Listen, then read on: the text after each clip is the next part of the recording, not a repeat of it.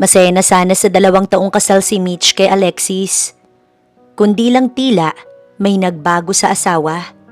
Nanlamig ito sa kanya at bihirang umuwi sa kanila na madalas kasama nito ang kanyang best friend. Dito naghinala si Mitch na gustong mahuli ang dalawa, kaya nagtago siya sa ilalim ng kama upang mahuli ang ginagawang kataksilan ng mga ito sa kanya.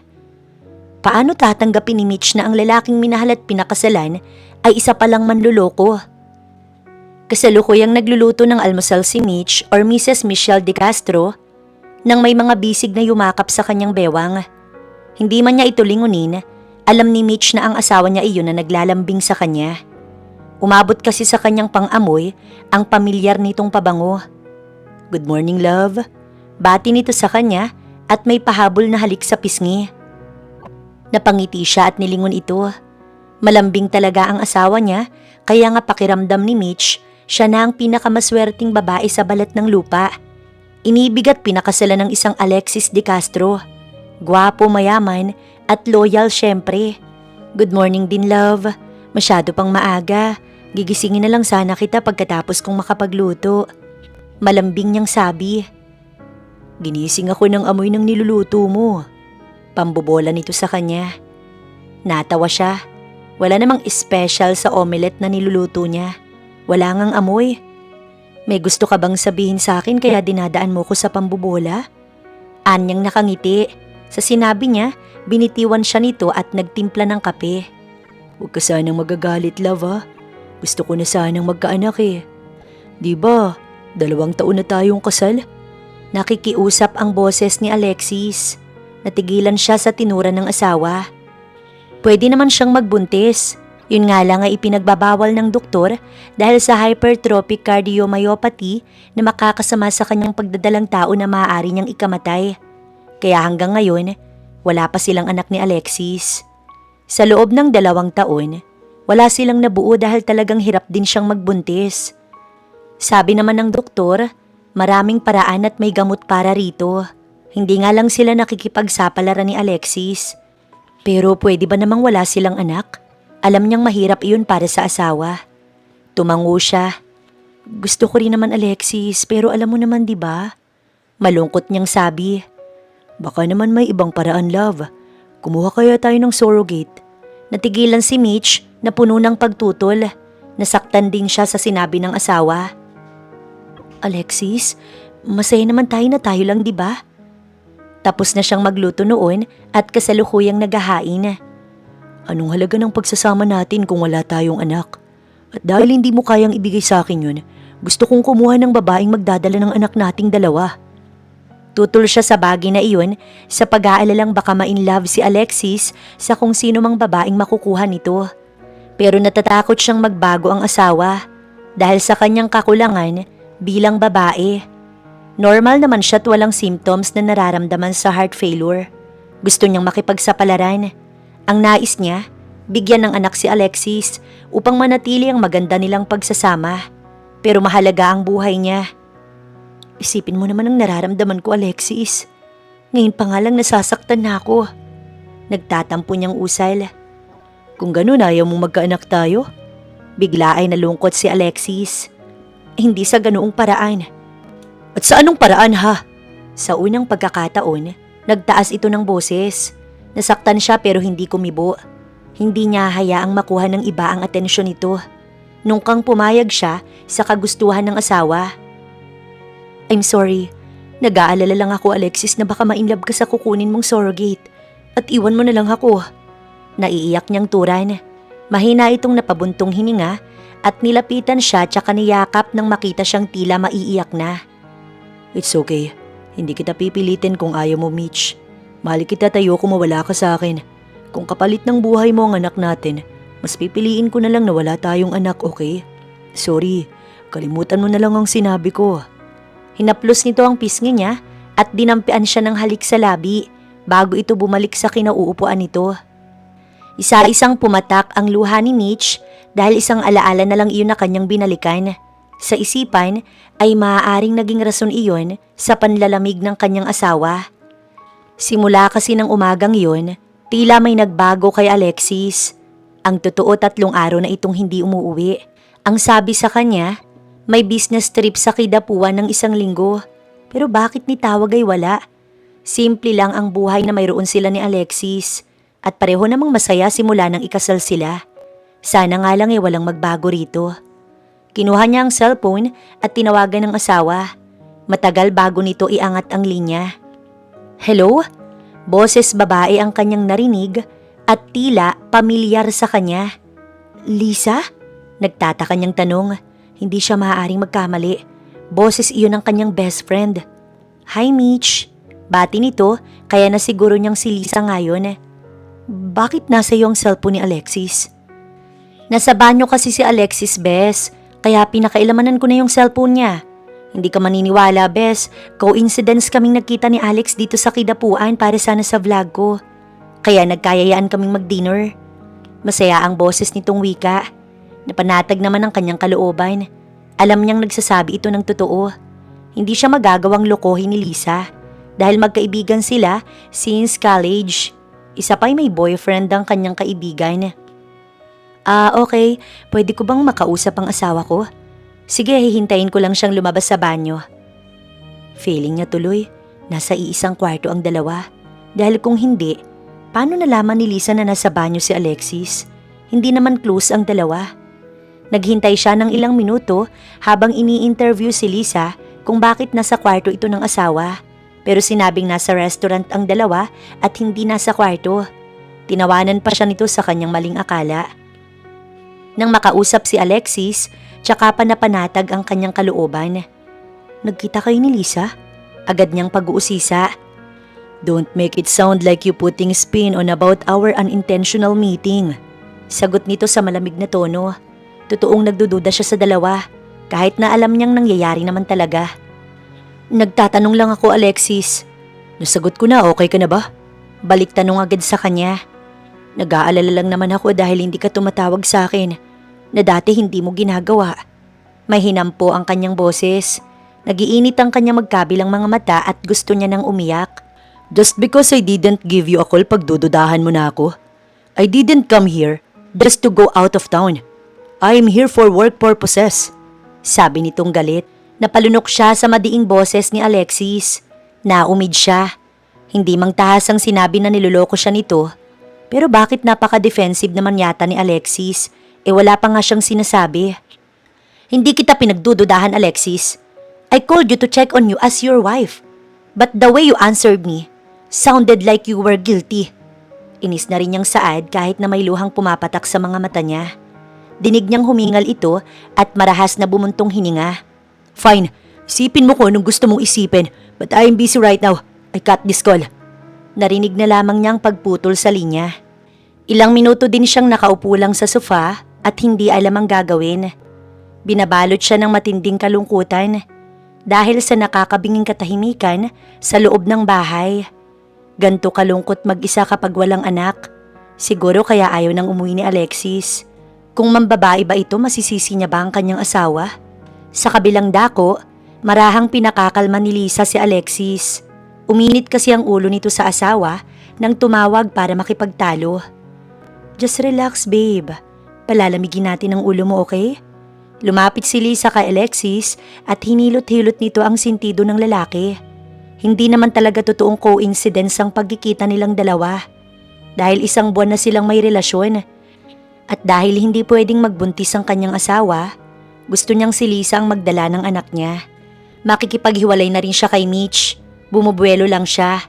Ayaw naman niyang biglain ang asawa. Isa pa, hindi pa naaaprubahan ang petisyon niya for legal separation nila kay Mitch. Nakapagdesisyon na siyang hiwalayan ng inutil na babae. Kung alam lang sana niyang wala itong kakayahang magkaanak, sana pala hindi niya na ito pinakasalan. Thank you, babe. Sabi ni Alexis at inihilig ang kanyang ulo sa babae. Nang maamoy ang nakakaakit na bango nito, niyakap niya ang babae at siniil ng halik. Iisa lang ang makakatanggal ng init ng kanyang katawan. Dinala niya ito sa ibabaw ng kama at doon ay pinagsaluhan nila ang init ng isa't isa. Babe, bakit hindi mo pa hiwalayan ang asawa mo? Alam mo bang nagsiselos ako sa tuwing umuuwi ka sa kanya? Iniisip ko may nangyayari pa rin sa pagitan ninyong dalawa. Nakangusong sabi ni Lisa matapos ang mainit nilang bakbakan. Hinihintay ko lang ang annulment paper naming dalawa. Huwag ka nang mainip, okay? Besides, walang nangyayari sa pagitan namin. Alam mo naman na hindi siya pwedeng mabuntis. Mas makabubuting hiwalayan ko na lang siya. Pasalamat na lang siya at pinagtiyagaan ko siya ng 2 taon. Malanding tumawa si Lisa. Masaya ito sa isiping masusolo na ang lalaking matagal niya ng gusto. Simula pa noong nasa kolehiyo sila ni Mitch, palagi na lang ito ang napapansin ng mga kalalakihang nagugustuhan niya. Isa na doon si Alexis. Kung bakit kasi pinakasalan mo pa siya? Paninisi ni Lisa.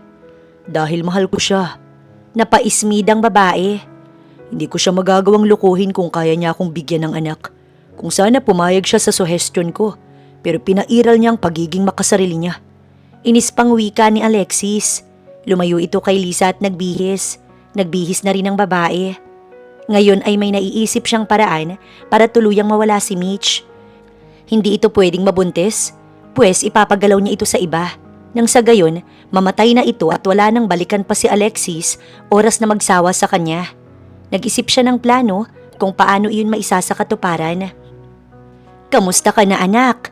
Tanong ni Aling Minda sa anak nitong si Mitch. Sa araw na yon, dinalaw niya ang kanyang ina.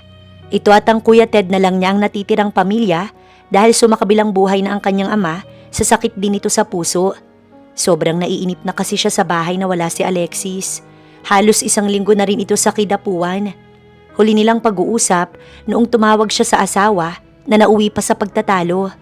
Simula noon, hindi na ulit siya tinawagan. Ni walang text na parang wala itong pakailam sa kanya. Okay naman ma, nasan nga pala si Kuya Ted at Ate Rhea, si Junjun? Tukoy niya sa pamilya ng kanyang kapatid. Dahil nahihiya ang kanyang ina kay Alexis, mas pinili nitong tumira sa puder ng kanyang Kuya Ted. Nakikita naman niyang maayos ito at mabait ang asawa ng kanyang kuya. Plus naaaliw pa si mama kay Junjun na apo nito. Naku, kahapon pa sila umalis pa uwi ng kidapuan. Eto kasi si Balae magbe-birthday at gusto kasama ang mga apo. Hay, kapag tumatanda na talaga, apo na lang ang kaligayahan. Natatawa pang sabi ni mama. Ganun ba? Pwedeng dito ako magpalipas ng gabi ma? Malungkot niyang tanong kaya natigilan itong nakatitig sa kanya. Bakit hindi ka ba hanapin ng asawa mo? Wala po siya ma, may business trip. Anya, isa-isang inilalapag ang mga dala sa ibabaw ng mesa. Sinundan siya ng ina sa kusina. Nako, etong si Alexis walang ginawa kundi magpayaman. Mahalaga pa ba sa kanya yung pera kaysa sa iyong asawa? Sana isinama ka niya. Sabi pa nitong tinulungan siyang maglabas ng kanyang mga pinamili. Malungkot niya itong tiningnan. Ma, paano niyo po malalaman na kung hindi na kayo mahal ng asawa niyo? Aba, bakit nanlalamig na ba sa'yo si Alexis? Kapag kasi hindi ka na mahal ng asawa mo, lalo't nanlalamig sa'yo, mag-react ka na anak at baka may babae ang asawa mo. Alam mo naman kapag maraming pera ang lalaki, lapitin niya ng mga kababaihan. Sabi nito na lalong nagbigay ng kaba sa kanya. Pero hindi na siya nagkomento dahil hindi pa naman siya sigurado. Dito na din siya nagpalipas ng gabi sa kanyang ina at napagpasyahan na bukas na umuwi. Tutal mag-isa lang din naman ito sa bahay para kahit papaano hindi siya masyado mag-isip ng kung ano. Lalo't maraming pumapasok ng kung ano sa isip niya dahil sa katahimikan sa loob ng kanilang bahay. Pag-uwi ni Mitch kinabukasan, nagulat siya nang madatnan ng kanyang asawa sa bahay. Halos kadarating lang din ito dahil hindi pa nakakapagbihis si Alexis. Pagkakita sa asawa, nawala ang kanyang tampo. Nanaigang pagkamis niya dito. Love? Bulalas niyang napangiti. Nilapitan niya ito at niyakap. I miss you. Pag-amin ka agad niya. Tinitigan lang siya ni Alexis habang yakap ang asawa. Siya na ang kumuha ng kamay nito at ipinulupot sa kanyang bewang. Pumasyal ako kay mama. Nalulungkot kasi ako ditong mag-isa sa bahay eh. Sana pala sumama na lang ako sa business trip mo. Bumuntong hininga lang ito. Maliligo lang ako, love. Nanlalagkit ako, pasensya na. Iwas ni Alexis kay Mitch. Kumuha ito ng malinis na towel. Magluto ka na nga pala. Pagod ako. Gusto kong kumain at magpahinga. Sabi nito pagkatapos kumawala sa yakap niya, tinungo nito ang banyo. Disappointed siya sa kilos ng asawa. Halos 1 linggo ito sa kidapuan. Hindi man lang ba siya nito na-miss? Pero siguro nga'y pagod lang ito. Ayaw niya lang mag-isip ng kung ano. Nagluto na lamang siya para makakain at makapagpahinga na ang asawa. Nang makapagluto, tsaka ito tinawag. Saktong may kausap sa cellphone si Alexis, pero agad pinatay ang linya nang makita siyang palapit. Love, sino yun? Si Lance, one of my business partner. Bagaman hindi pamilyar sa kanya ang binanggit nitong pangalan, hindi na lamang siya kumibo pa. Sinabi niyang nakahain na. Nauna pa itong lumabas sa kwarto matapos ilapag ang cellphone sa ibabaw ng mesa. Napatingin siya sa bagay na iyon at may nag-udyok sa kanya na kunin ang cellphone ng asawa at alamin kung nagsabi nga ito ng totoo. Sa madaling sabi, pinagdududahan niya si Alexis. Mabagal ang mga hakbang na kinuha ang personal nitong gamit. Never niyang pinagdudahan si Alexis noon. Pero bakit malakas ang kanyang kutob na nagloloko ito ngayon? Dahil siguro sa nakita niyang unti-unti nitong pagbabago. Pinulot niya ang cellphone ni Alexis at kinalikot. Sinubukan niyang buksan pero nagulat siya nang makita niyang may inilagay na PIN code ang asawa na dati hindi naman ito ginagawa. Mas lalong lumakas ang kanyang kutob na may itinatago ito sa kanya. Wala siyang nagawa na muling inilapag ang cellphone ni Alexis at lumabas na lamang ng kanilang kwarto. Tahimik si Alexis habang kumakain sila. Samantalang siya, maraming katanungan sa asawa na tipid nitong sinasagot. Nang matapos kumain, nagpatiuna ito sa kanilang kwarto, samantalang siya'y naiwang nagliligpit sa kusina. Malungkot siyang napapasunod ng tingin sa asawa. Sa kwarto, napansin ni Alexis na nagbago ang pagkakalapag ng kanyang cellphone. Kaya alam niyang tinignan iyon ni Mitch. Pero dahil may code, batid niyang hindi nito iyon nabuksan. Iisa lang ang ibig sabihin, nagdududa na sa kanyang asawa. Sana mapatawad siya nito kapag nalaman nitong may relasyon sila ni Lisa. At kapag nakipaghiwalay siya, palayain agad siya ng babae. Mahal niya si Mitch. Alam niya iyon sa kanyang sarili. Pero may iba pa siyang nais na alam niyang mas higit na makakapagpasaya sa kanya. Yun ay isang anak na hindi kayang ibigay sa kanya ng asawa. Hi, Bes! Hapon, nang mapagbuksan ni Mitch ang kaibigan sa gate, niyakap kaagad siya nito. 2 araw iyon, simula nang umuwi si Alexis, galing Kidapuan. Himala, naligaw ka yata. Nakangiti niyang sabi sa kaibigan na agad pinatuloy. Wala pa ang asawa dahil madalas ginagabi ito ng uwi. Nito lang ay naramdaman niyang mas priority ngayon ni Alexis ang negosyo. Siyempre naman na-miss kita. Napansin pa nitong malungkot siya at hindi niya maiwasang sabihin sa kaibigan ang pagbabago ng kanyang asawa. Baka naman dahil sa hindi kayo magkaanak, kaya malungkot siya at nagbago. Alam mo, Bes, hindi matatawag na pamilya ang mag-asawa kapag walang anak. Nasaktan siya sa katotohanan yun. Anong gagawin niya kung kamatayan niya ang kapalit ng pagkakaroon nila ng anak ni Alexis? Napatango siya at walang masabi. Huwag ka nang malungkot. Bes, mabuti pa sumama ka sa akin. May pupuntahan tayo. Walang anumang sabi nito. Saan naman tayo pupunta? Walang gana niyang tanong na tila malungkot pa rin. Basta, sumama ka sa akin, okay? Nakangising sabi ni Lisa dahil planado na niya ang paglabas nila ngayon ng kaibigan. Walang kamalay-malay si Mitch sa kanyang maitim na plano. May kakuntsaba na siya syempre at binayaran pa ng malaking halaga upang sirain ang kaibigan. Kapag nabuntis ito ng ibang lalaki, malaking sampal iyon kay Alexis at kamumuhian ito ang asawa. Plus, katapusan na ni Mitch, kaya ngayon pa lang, nagdidiwang na ang kanyang isipan. Para maaliw, napilitang sumama si Mitch kay Lisa. Gusto na rin naman niyang makalimutan ng anumang iniisip tungkol kay Alexis at sa panlalamig nito sa kanya. Nagtungo sila sa mall ni Lisa at nag-shopping. Matagal niya na ring hindi ito ginagawa, pero wala naman siyang gaanong nabili. Hindi naman kasi siya yung tipong maluho. Bago umuwi, naisipan na muna nilang kumain ni Lisa. Sandali itong nagpaalam na magbabanyo, ngunit tila nakalimutan ng bumalik ng kaibigan hanggang sa may isang lalaking lumapit sa kanya na kanyang ipinagtaka. Hi, ikaw ba si Mitch? Kaibigan ako ni Lisa. May emergency lang siyang pinuntahan. Nakisuyo siya sa akin na ihatid kita pa uwi. Ako nga pala si Carlos. Pagpapakilala ng lalaking biglang lumapit sa kanya. Ang lalaking ito ay ang kausap ni Lisa na kasabwat nito. Ang totoo sa mga sandaling yon, nakatanaw lamang si Lisa sa dalawa at hindi totoong umuwi na. Gusto niyang mapanood ang mangyayari. Tiningnan naman ni Mitch ang naturang lalaki at wala siyang tiwala rito. Hindi ito pamilyar sa kanya. Salamat, magta-taxi na lang ako. Kabado siyang tumayo sa kanyang kinauupuan at malalaki ang hakbang na umiwas sa lalaki. Sandali lang. Tawag sa kanya ng nagpakilalang Carlos. Inilang hakbang siya at pinigilan sa braso. Ramdam niya ang puwersa ng kamay nito na pilit siyang hinaltak. Sumama ka sa akin, may gagawin tayo. Pagkasabi nun, bahagya pang ngumiti.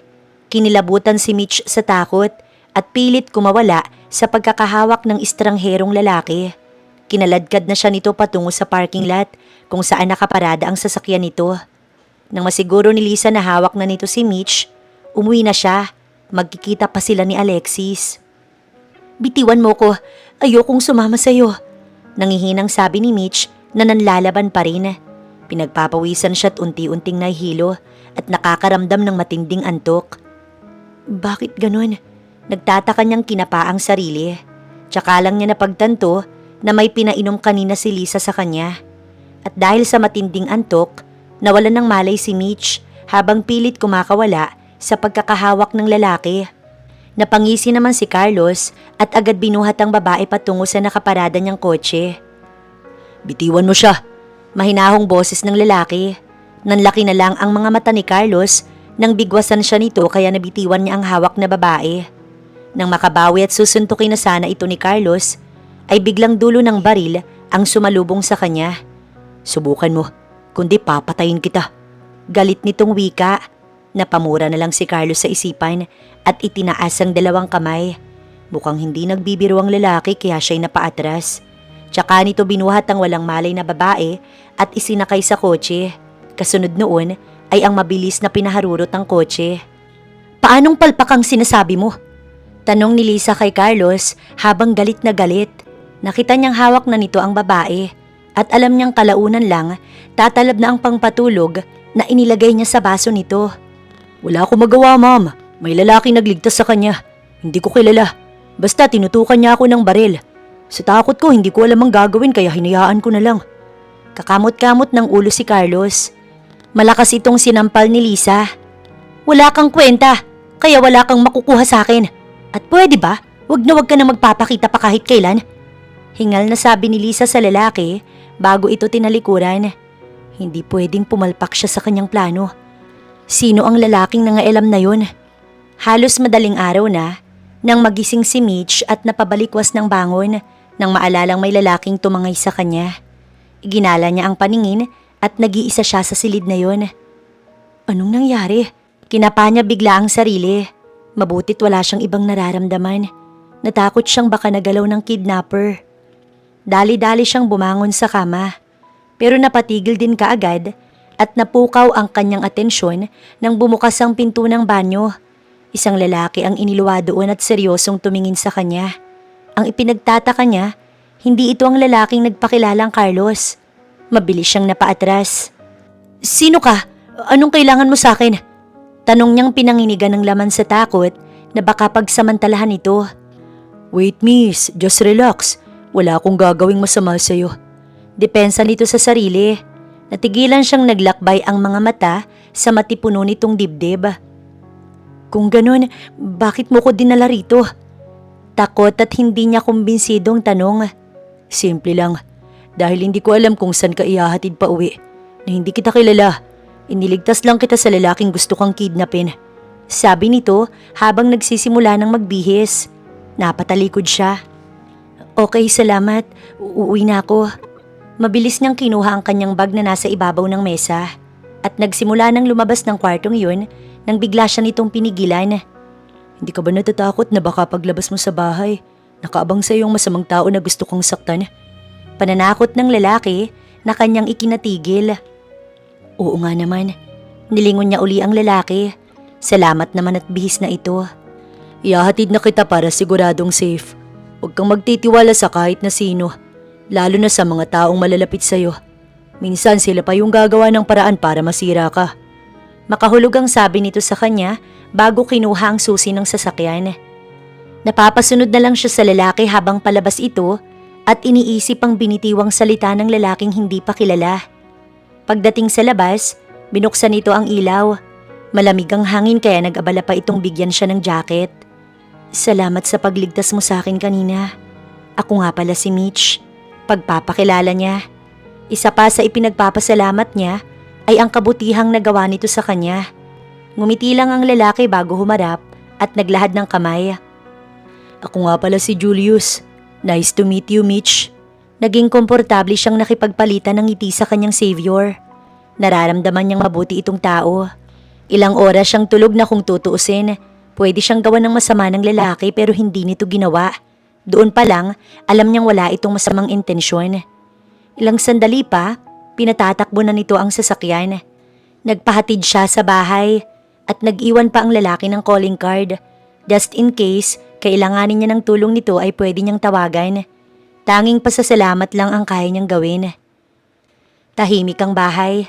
Alam niyang tulog na si Alexis. Hindi man lang ba ito nag-alala kung anong nangyari sa kanya na hindi siya nakauwi ng halos magdamag? Wala na talagang pakailam sa kanya ang asawa. Kinuha niya ang susi ng bahay at pumasok sa loob. Hindi na siya nag-abala pang magbukas ng ilaw sa sala na tinawagan si Lisa. Galit na galit siya sa ginawa nito sa kanya.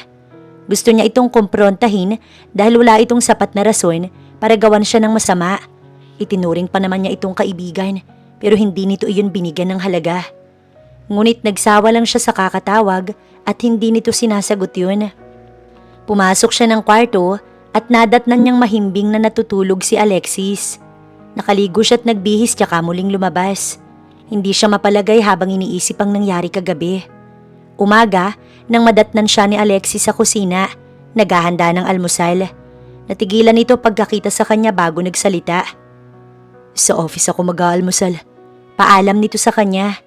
Huwag mo na akong hintayin mamaya at gagabihin ako. Hindi man lang nito inintay na sagutin niya ang sinabi ng asawa at agad tumalikod. Sobrang lungkot niya habang sinusundan ito ng tingin palabas ng bahay. Parang pinipiga ang puso niya. Para siyang sinasakal at nahihirapang huminga. Wala na siyang nagawa kundi ang mag-almusal ng solo. Sasanayin na lamang niya ang kanyang sarili. Kinahapunan, inabangan niya si Alexis sa labas ng gusali hanggang sa makalabas ito ng opisina. Gusto niyang hulihin kung may kinababaliwan itong babae. Baka tama ang kanyang ina. Baka may kinalolokohan si Alexis.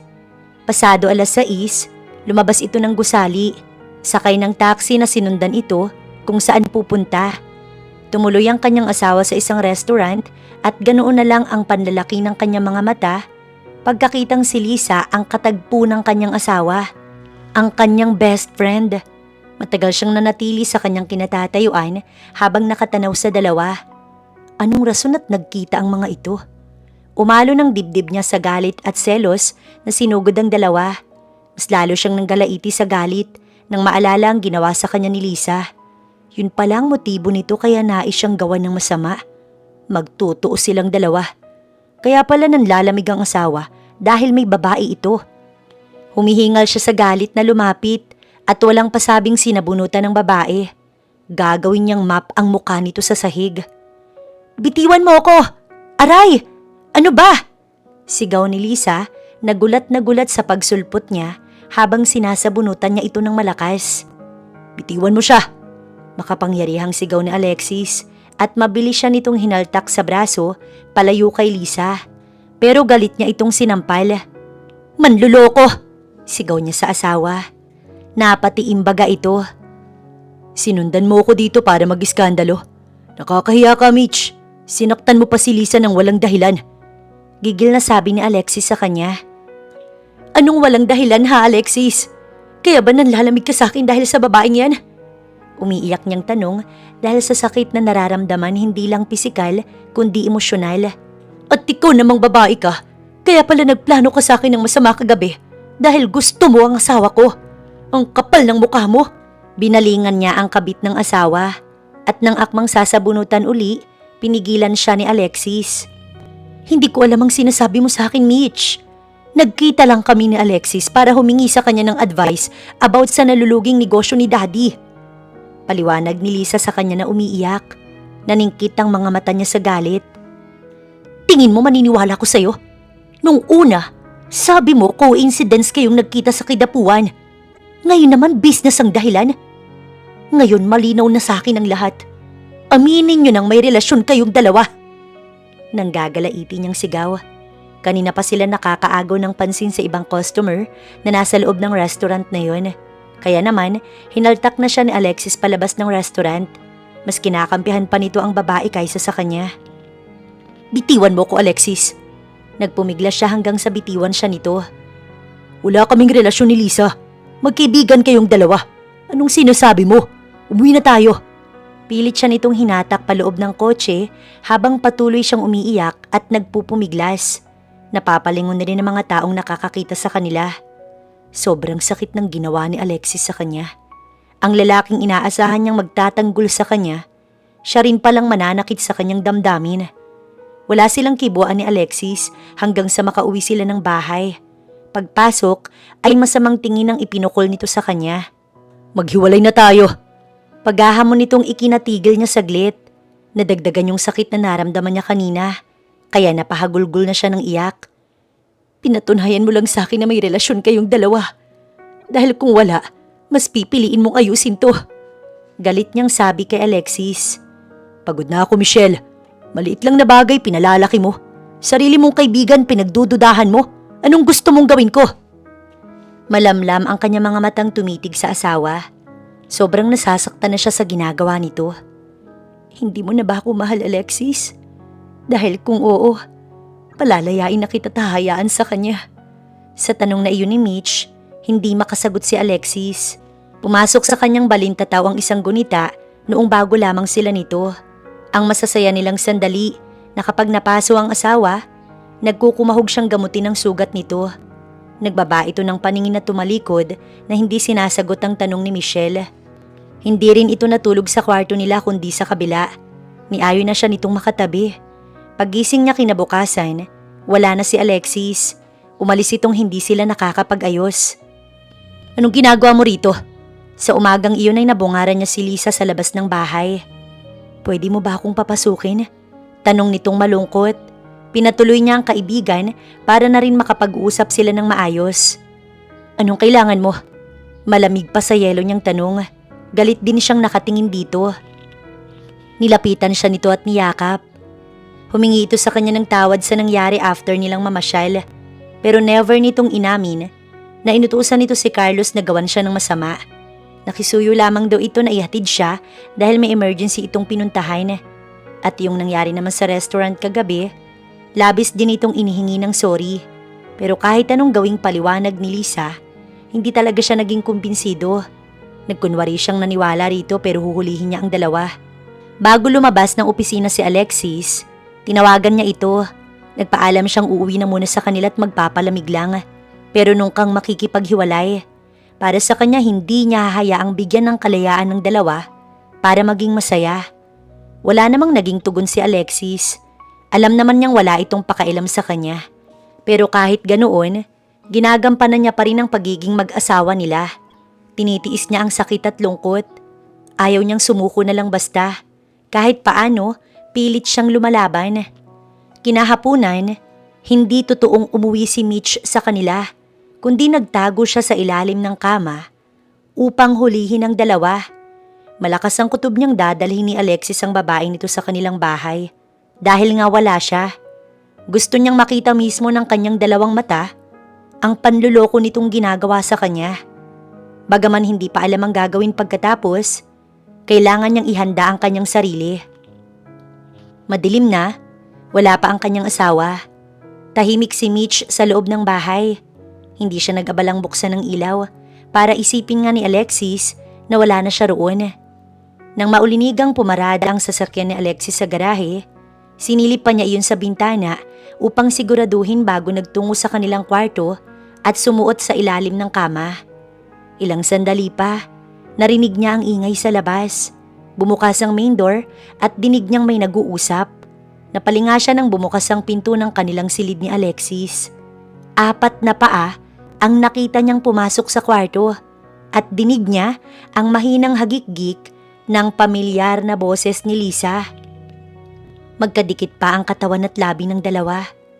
Sumiklab ang galit niya nang lumundo ang kama dahil sa pagkakataong yun Inihiga na ni Alexis ang kaibigan niya sa ibabaw ng kama habang kapwa sabik na sabik ang mga ito sa isa't isa. Magkahalong galit at sakit ang kanyang nararamdaman sa pagkakataong yun.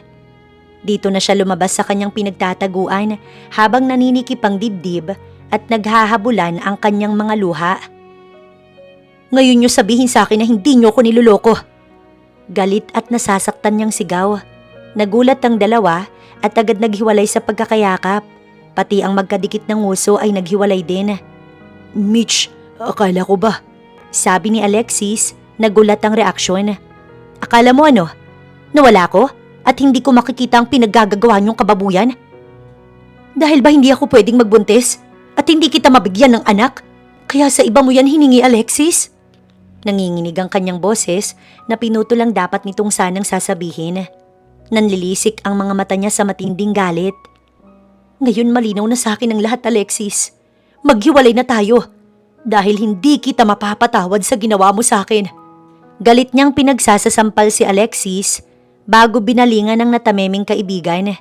Sinabunutan niya ito at pinagsasasampal. Hindi ito makahuma sa ginawa niya. Hindi rin ito inaasahang nandoon siya at huling-huli ang dalawa.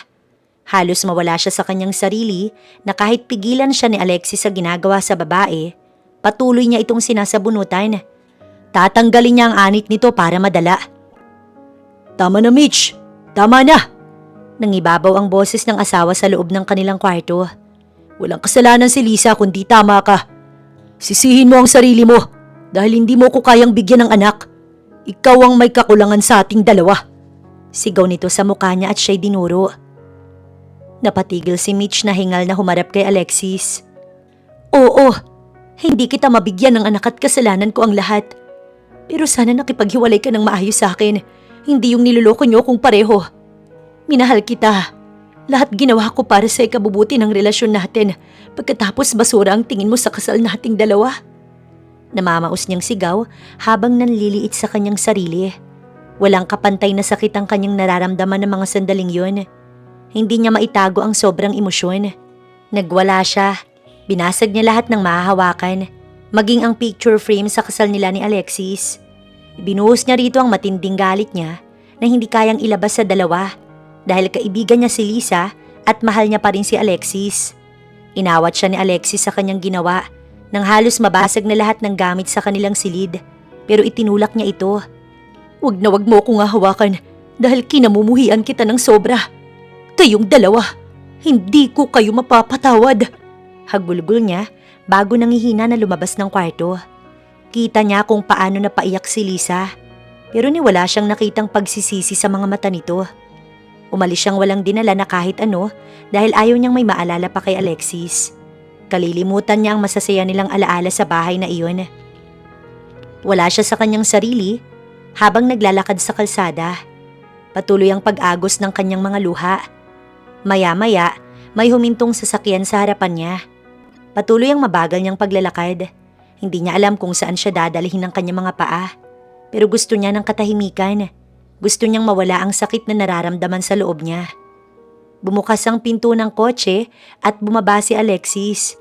Pinigilan siya nito sa braso at pilit iniharap. Mag-usap tayo, Mitch. Gusto ko makipaghiwalay ng maayos sa'yo. Alam kong nagkamali ako. Alam mong minahal kita. Ang pagkakamali ko lang hindi agad nasabi sa'yo. Tila wala siyang narinig na tulalang naglakad matapos bawiin ang braso. Muli siyang hinabol ni Alexis at pilit isinakay sa kotse. Pero nagpumiglas siya at malakas itong sinampal. Pabayaan mo na ako, Alexis. Hanggat may natitira pa akong respeto sa sarili ko. Pabayaan mo muna ako. Hindi kita kayang kausapin ngayon. Iwan mo na ako. Pausang boses niyang hiyaw. Asawa pa rin kita. Wag na wag mong babanggitin ang salitang asawa. Dahil kinalimutan mo yun habang nakikipagniig ka sa kaibigan ko. Ang sakit, Alexis. Kaibigan ko pa. Wala na bang iba? Parang awa mo na iwan mo na muna ako. Hinubad niya ang regalo nitong bracelet na palaging suot niya at ibinato iyon sa mukha ng kanyang asawa, maging ang kanilang wedding ring. Ngayon ay wala nang alaala pang natitira rito. Tsaka siya nagpatuloy sa paglalakad. Sinundan ito ng tingin ni Alexis at nanatili sa kanyang kinatatayuan. Hinayaan niyang makalayo ang asawa. dahil gusto niya itong bigyan ng pagkakataong makapag-isip. Sa di kalayuan, tanaw ng isang lalaki ang masakit na eksena. Nang tumalikod si Alexis at sumakay sa kotse nito, tsaka niya marahang pinatakbo ang kanyang kotse. Mabagal niyang sinusundan ng babae kung saan ito pupunta. Mahahalatang umiiyak ito dahil panay ang pahid ng luha sa mga mata. Halos kalahating oras itong naglalakad bago huminto at umupo sa isang bench na nasa gilid ng fast food chain. Ipinarada niya ang kanyang kotse sa di kalayuan at bumaba. Naglabas siya ng panyo bago lumapit sa babae. Walang ingay na umupo siya sa tabi nito at kasabay nun, inabot ang malinis na panyo. Nakakapangit umiyak. Nakakasira ng makeup. Napatingin ito sa hawak niyang panyo bago naglandas sa kanyang muka ang basa ng luha nitong mga mata. Nakadama siya ng awa sa babae. Julius? Usal nito nang siya ay makilala. Inilibot pa ang paningin at iniisip marahil kung saan siya nagmula. Kinuha niya ang palad nito at inilagay ang kanyang panyo. Namumula ang magkabilang pisngi nito sa matinding pagluha. Halatang kanina pa ito umiiyak. Makikinig ako. Pwede mong sabihin sa akin ang problema mo. Anya sa mahinang boses. Pero sa halip na sumagot, napahagulgol na naman itong muli. Marahan niyang kinabig ang babae upang i-comfort. Naramdaman niyang mas lalo itong napaiyak at yumakap sa kanya. Siya naman, hinagod ang likod nito. Hinayaang umiyak ang babae sa kanyang balikat. Sa gabing yun, hindi siya hinayaang mag-isa ni Julius. Nailabas niya sa lalaki ang sama ng loob sa kanyang asawa. Nasabi niya ang panluloko nito sa kanya at pinagkatiwalaan niyang kaibigan. Sa sarili, napakasakit ng ginawa ni Alexis. Hindi niya alam kung kakayanin niyang magpatuloy na wala ito. Sa mga sandaling yun, inubos niya ang kanyang mga luha. Ayaw niyang umuwi ng ganito ang kanyang ayos. Kaya isinama siya ni Julius sa bahay nito. Nag-iisang katulong ang kasama nito sa bahay dahil wala naman itong kapatid. Ayon sa binata, nasa Amerika ang ina kasama ang pangalawang asawa at doon namumuhay ng masaya. Habang si Julius naman, inaasikaso ang naiwang negosyo ng yumaong ama. Sa maikling sandali ng pagkakasama nila, naging panatag ang kanyang loob sa taong bago lamang kakikilala. Siguro dahil nararamdaman niyang kapanatagan sa tabi ng lalaki. Iniligtas siya nito noong una pa man sa masamang tao. At heto, sinamahan siya sa kanyang pighati. Nauunawaan nito ang kanyang nararamdaman. Yung pag-abot ng panyo sa kanya kanina ay hindi niya inaasahan. Sabi nito ay hindi sinasadyang nadaanan lamang siya sa lugar na iyon at nang masigurong siya nga, nilapitan siya nito. Kaya laking pasasalamat niya dahil sa totoo lang, kailangan niya ng isang taong mauunawaan ang kanyang nararamdaman. Good evening, sir. Bati ng ginang na sumalubong sa kanila sa may tarangkahan. Nakangiti ang ginang na nakatingin sa amo. Bago siya sinulyapan at katulad ni Julius, binati rin siya nito. Manang, paki-prepare ang guest room. Utos nito sa ginang bago siya iginiya sa loob. Halatang maalwan sa buhay si Julius. Mamahalin kasi ang kagamitan sa sala. May malaking larawan na makikita sa pader. Maaaring magulang iyon ni Julius dahil kahawig nito ang lalaking nasa larawan. Magpapahanda ako na makakain kay Manang. Pagkatapos, sabay na tayong mag-dinner. Pukaw sa kanya ng lalaki. Salamat, Julius, at pasensya ka na. Hindi ko naman nais na maabala ka kaso ayaw ko munang humarap sa ina ko na ganitong ayos.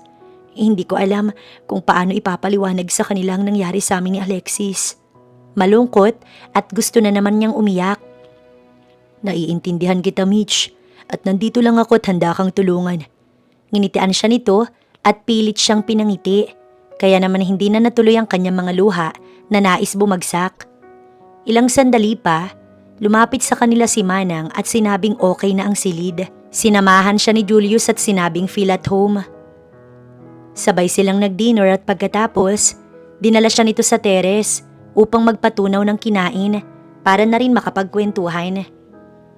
Alam mo ba kung bakit nauunawaan kita sa nararamdaman mo? Yun ay dahil iniwan din ako ng babaeng una kong minahal. Sumama siya sa ibang lalaki. That time, naisip kong baka hindi kami ang para sa isa't isa. Kaya pilit ko siyang kinalimutan. Isang buwan na lang ikakasal na dapat kami, ready na ang lahat sa amin. Pero iniwan niya pa rin ako. Seryosong sabi nito. Mapait siyang ngumiti. Sana ganun kabilis na kaya ko makapag-move on. Sobrang mahal ko ang asawa ko. Halos buong buhay sa kanya uminog ang mundo ko. Siya ang kaligayahan ko, Julius. Nangihina niyang sabi. Hindi totoo yan, Mitch. Kaya mo mabuhay nang wala siya. May pamilya ka, may mga kaibigan at nandito ko. Ituring mo na rin akong kaibigan, okay? Nang hawakan ni Julius ang palad niya at naramdaman niya ang init sa kamay nito, parang hinaplos ang puso niya.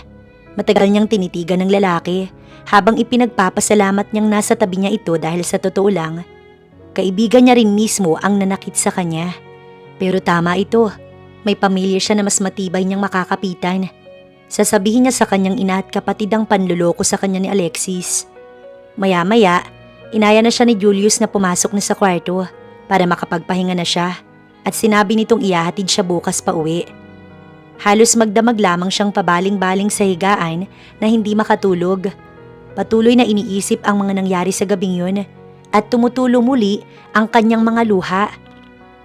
Kinabukasan nang umuwi siya ay gulat na gulat ang kanyang ina at kapatid nang malaman ang ginawa ng asawa sa kanya.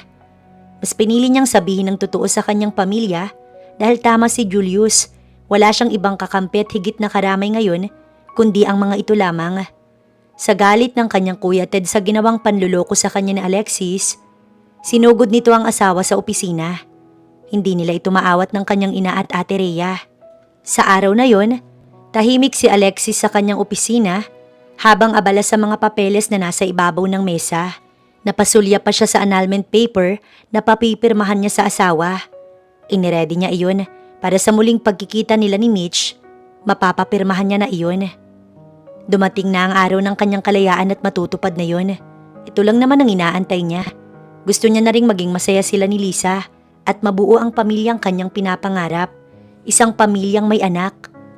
Kalaunan, malakas na bumalya ang pintuan ng kanyang opisina at iniluwa ang galit na anyo ni Ted. Kuya ito ni Mitch.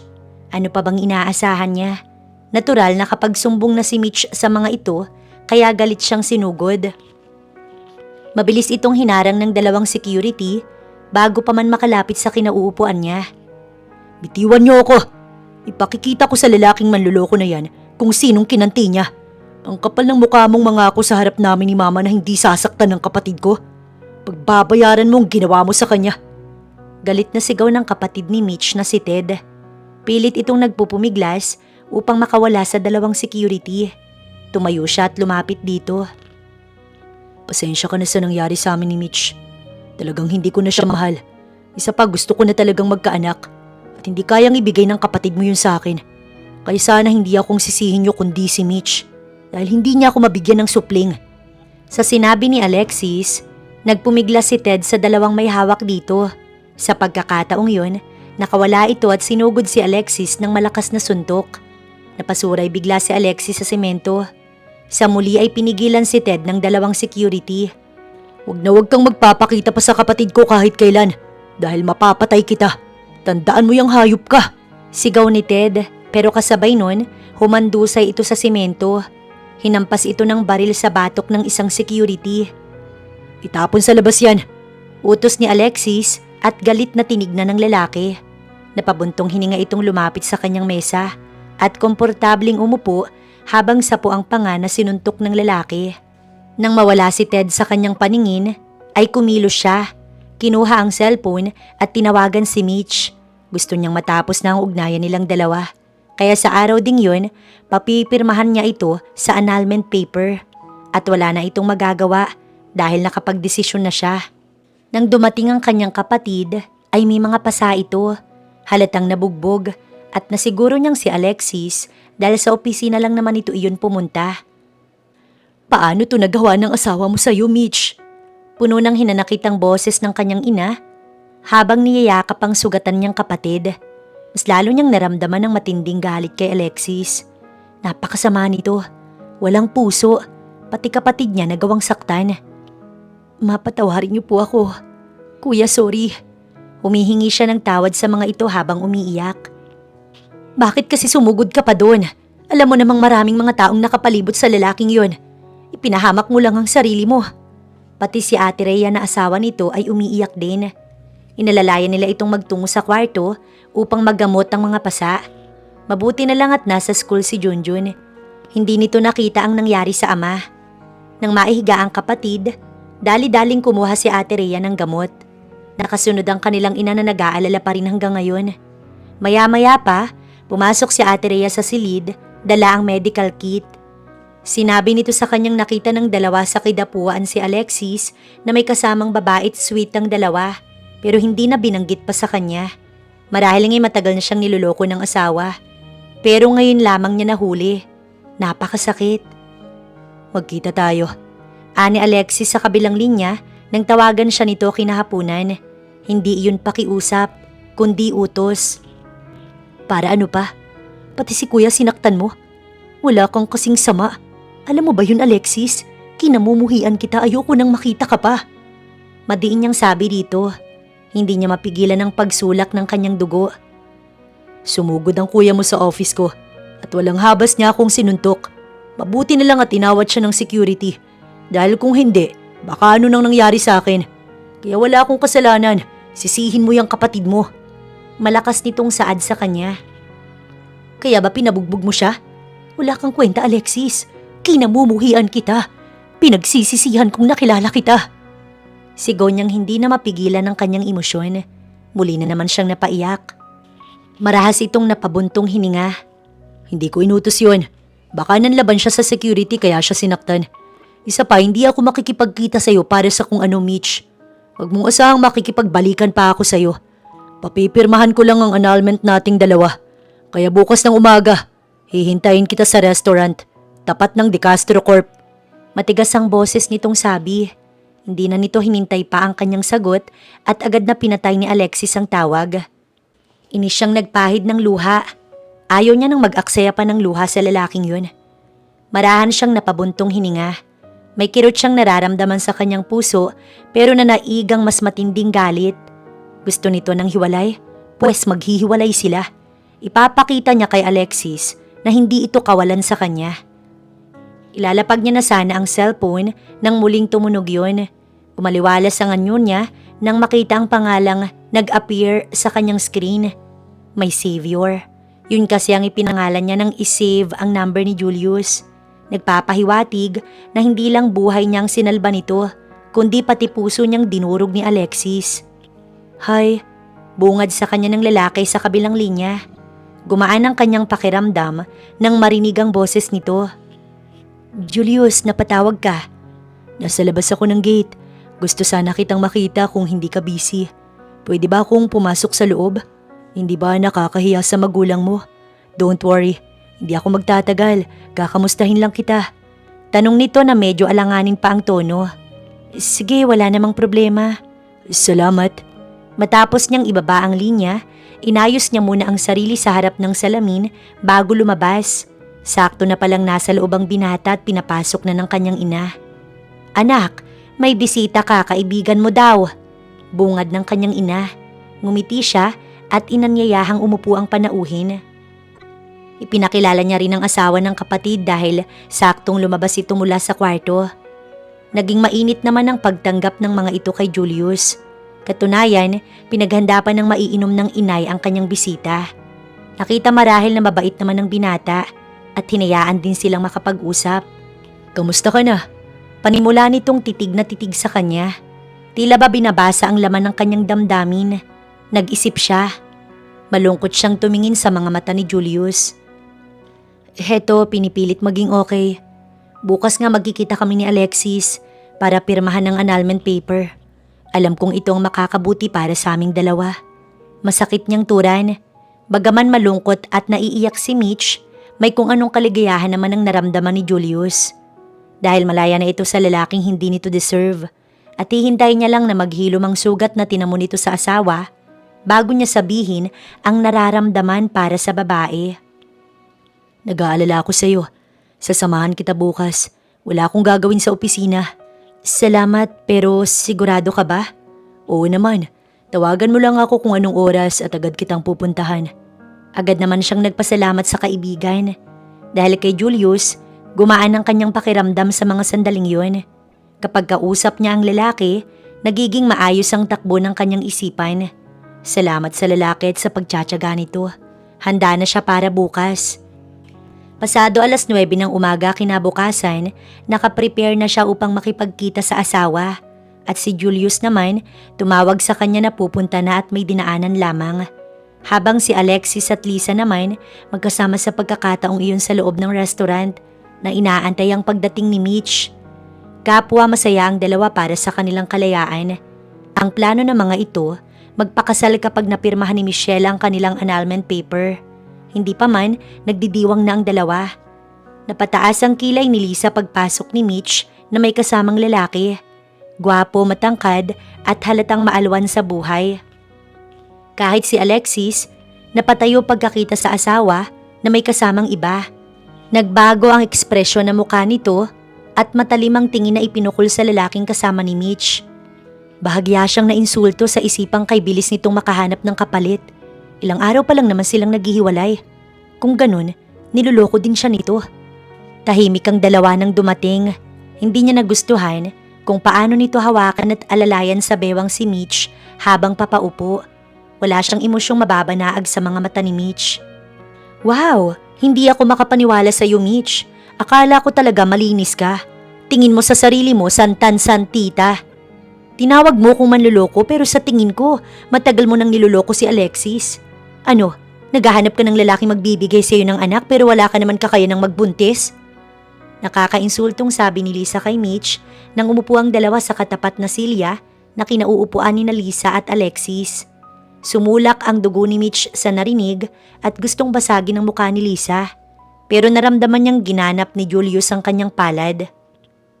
Napasulyap siya rito at nabasa niya ang reaksyon sa mga mata nito na para bang sinabing hayaan na lamang niya. Kinalma niya ang sarili bago tumingin sa kaibigan pero ngayon itinuturing niya ng kaaway. Pero at least, ako hindi ahas na katulad mo. Mga agaw, parang mauubusan ng lalaki sa mundo. Nangiinsultong sabi niya. Nanggagalaiti ito habang siya naman ay kalmado. Tumayo ito't akmang lalapitan siya nang magsalita si Alexis. Tama na yan. Tsaka ito naglabas ng envelope at iniyabot agad sa kanya. Alam na ni Mitch kung anong laman nun, kaya hindi na siya nagulat ng buksan. May parte sa puso niyang tila na pupunit habang pinipirmahan yun. Ramdam niya ang pangangatog ng kanyang mga daliri at kita iyon ng mga kaharap. Masakit na hanggang dito na lang sila ni Alexis.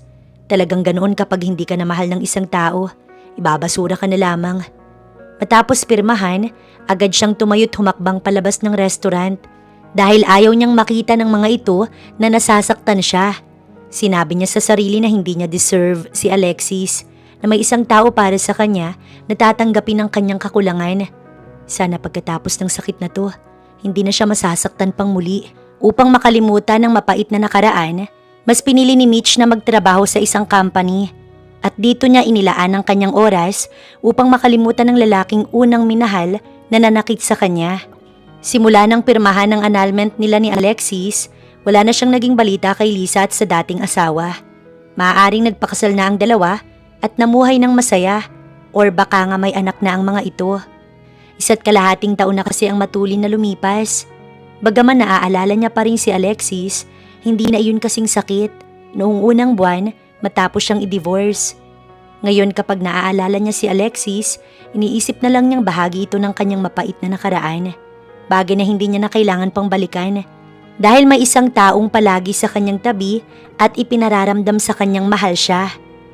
Sinabi ko naman sa'yo na hintayin ako pero ang tigas ng ulo mo. Ayan, nabasa ka na tuloy. Inis na sabi ni Julius habang pinupunasan siya mula muka hanggang sa kanyang balikat. Masungit pa siyang tiningnan na ikinangiti niya. Alam ni Mitch na nag-aalala lamang ito. Overprotective kasi talaga si Julius tuwing magkasama sila kahit saan. Malakas noon ang ulan na sinasabayan ng mahinang hangin. Kapag ganitong buwan, madalas bumuhos ang ulan. Pero dahil nagmamadali siya kanina, nakalimutan niya nang magdala ng payong. Samantalang pinaalala naman iyon ng kanyang mama. Nag-attend kasi siya ng event na dinaluhan ng kanyang boss. Kaya inabot iyon ng 3 oras. Tumawag si Julius na susunduin siya. Pero nangulit siyang magtataksi na lang kaysa abalahin pa ito. Balak sana siyang isabay ng katrabaho niyang si Melanie dahil may sasakyan ng boyfriend nito. Pero nagdalang hiya siya at mas piniling mag-taxi. Sinuong niya ang malakas na ulan palabas ng hotel na kinaroroonan patungong waiting shed. Saktong gumarahi ang sasakyan ng nobyo. Una pa man, ipinagbabawal na nitong mag-taxi siya dahil hindi naman lahat ng driver ay matino. Takot itong may masamang mangyari sa kanya kaya hatid sundo siya ng nobyo. Tama, kasintahan niya na si Julius. Mahigit 1 taon itong nanligaw sa kanya at ipinaramdam nitong mahal siya. Sinabing hindi man siyang unang minahal ng lalaki pero nangangakong siya na ang huli. Noong una, tinanggihan niya si Julius dahil wala siyang kakayahang magbuntis at kung sakali mang magbubuntis siya, maaari niyang ikamatay. Pero sinabi ng lalaki na hindi nito kailangan ng isang anak, kundi siya mismo ang kailangan nito. Ayaw niyang gamiting panakipbutas ang binata, kaya bago ito sagutin, sinugurong wala na siyang nararamdaman para sa dating asawa. At masasabi niyang muli, naging masaya siya, nagagawang tumawa, ngumiti ng walang pag-aalinlangan at nawala ang takot na muling masaktan. Dahil kay Julius, panatag ang kanyang kalooban at hindi ito mahirap mahalin, plus super gwapo. Minsan nga iniisip niya kung bakit iniwan ito ng dating kasintahan, gayong napakamaalaga nitong nobyo. Sorry, sinabi ko naman sa'yo magta-taxi na lang ako. Tama na nga yan, ginawa mo akong bata, hindi naman ako asin para matunaw. Nagawa pa niyang magbiro na sinundan ng mahinang tawa. Panay ang punas nito sa kanya ng hinubad na coat. Nasa loob na sila ng sasakyan ni Julius. Seryoso siya nitong tiningnan at hinawakan ng kanyang mga kamay. Mag-resign ka na sa trabaho mo, Michelle. Magpakasal na tayo. Gusto ko nang lumagay sa tahimik. Sa iisang bubong gusto kong pagising ko sa umaga nasa tabi kita. Pag uwi ko galing sa trabaho nakikita kita. Please, magpakasal na tayo. Nakikiusap ang boses ni Julius. Natigilan siya at napakurap sa tinura ng nobyo. Ilang buwan pa lang sila. Wala pang 5 buwan kasal agad. Sa bagay mahal niya si Julius. Nais niya na ring makasama ang lalaki sa iisang bubong. Okay. Mahina niyang tugon. Bigla ay napangiti ito sa kanya ng matamis at hinaplos ang magkabila niyang pisngi. Salamat, Mitch. Sabi nitong hinagkan siya sa labi bago nakangiting nagmaneho. Pagdating nila sa bahay, pinatuloy niya ang kanyang nobyo sa loob. Pero tumanggi ito dahil gabi na at nagpapahinga na ang kanyang ina. Tsaka na natin kausapin si tita tungkol sa kasal. Sabi nito sa kanya pagbaba niya ng sasakyan. Hinatid pa siya sa hanggang tarangkahan kahit na ang lakas ng ulan. Nag-aalala siya sa nobyo at gusto na lang sana sa kanila ito matulog pero hindi rin papayag ang lalaki. Tawagan mo ko pagdating mo. Bago ito bumalik sa sasakyan ay saad niya. Pinapasok na siya nito sa loob. Tanaw niya ang nobyong papalayo na. Si Julius ba yun anak? Bakit hindi mo muna pinatuloy? Usisa ng kanyang ina. Saktong lumabas ito ng silid habang papasok naman siya sa kanyang kwarto. Gabi na ho kasi ma. Nahihiya siya at baka tulog na ho kayo. Nakaidlip na nga ako anak at nag-aalala ako sa'yo. Salamat naman at nandyan si Julius. Nabawasan ang pag-aalala ko. Alam kong susunduin ka niya. Napapadalas kasi ang pag-uwi mo ng gabi. Kasunod niya ang kanyang ina papasok sa loob ng kwarto. Nitong mga nakaraang araw, marami siyang inisikaso. Kaya sunod-sunod ang pag-o-overtime niya. Isa din iyon sa inaayawan ni Julius sa kanya. Pakiramdam daw ng boss niya pag mamay-ari na siya ng amo na kahit gabi, ayaw pa siyang pauwiin. Kaya nga po pinagre-resign na ako ni Julius. Gusto niyang magpakasal kaming dalawa. Sa tingin niyo ma, tama ba na pumayag ako? Tanong niya habang inilalapag ang bag. Sa akin naman anak, walang problema. Nakikita kong mabuting tao si Julius. At nararamdaman ko rin na ibang-iba siya kay Alexis. Mabait naman din si Alexis ma. Sobrang sweet niya nga sa akin pero ang bilis niyang nagbago. Saad niyang walang emosyon ng muka.